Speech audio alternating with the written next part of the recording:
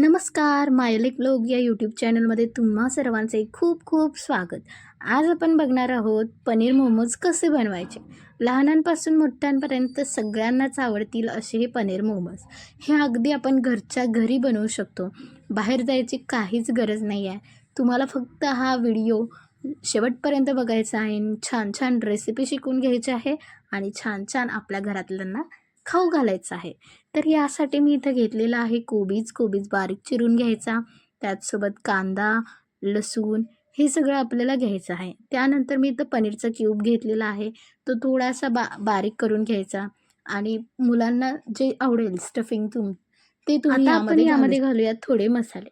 इथं मी पनीर टिक्का मसाला घेतलेला आहे. त्यासोबत पेरी पेरीचा मसाला घेतलेला आहे. सर्व मुलांना पेरी पेरीचा मसाला खूप आवडतो, त्यामुळे मी थोडासा पेरी पेरीचा मसाला पण घेतलेला आहे आणि पनीर टिक्क्याचा पण घेतलेला आहे. तर आता इथं तेल गरम झालेलं आहे. त्यामध्ये आपल्याला आलं लसूणची पेस्ट टाकायची आहे.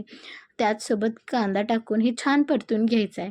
त्यानंतर आपल्याला यामध्ये कोबी टाकायचं आहे. कोबी ज्यावेळी मऊ होईल त्यानंतर आपल्याला हे गॅस ऑफ करायचं आहे. जर तुम्ही बेसिक जी मोमोजची रेसिपी कराल त्यावेळी असं स्टफिंग तुम्ही बनवा. जेव्हा आपण पनीरची मोमोज बनवतो त्यावेळी त्यामध्ये आता इथं पनीर ॲड करायचं आहे. त्यानंतर रेड चिली सॉस आणि टोमॅटो सॉस असे मी 2-2 चमचे घातलेले आहेत. जर तुम्हाला तिखट नको असेल तर तुम्ही रेड चिली सॉस अवॉइड केला तरी चालेल आणि त्याचसोबत इथं मीठ घातलेलं आहे. छान आपल्याला हलवून घ्यायचं आहे आणि थोडासा मेयोनीज टाकायचा आहे. गॅस ऑफ करून मेयोनीज टाकून घेतलं आणि हे आपलं स्टफिंग रेडी झालेलं आहे.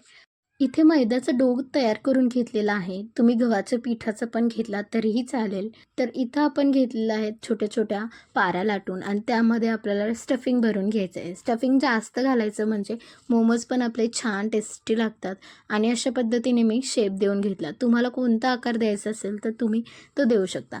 त्यानंतर तेल गरम झालेलं आहे. आता आपल्याला हे मोमोज छान असे तळून घ्यायचे आहेत.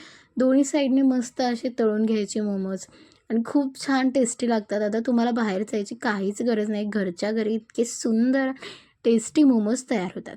हे बघू शकता लाजवाब असे मोमोज तयार झालेले आहेत. हे आपण रेड चिली सॉस किंवा शेजवान सॉस आणि मेयोनीजसोबत सर्व करू शकतो. खूप छान अशी रेसिपी आहे. नक्की ट्राय करून बघा आणि रेसिपी कशी वाटली हे मला कमेंट करून नक्कीच सांगा. खात रहा, रेसिपी बनवत रहा. Thank you.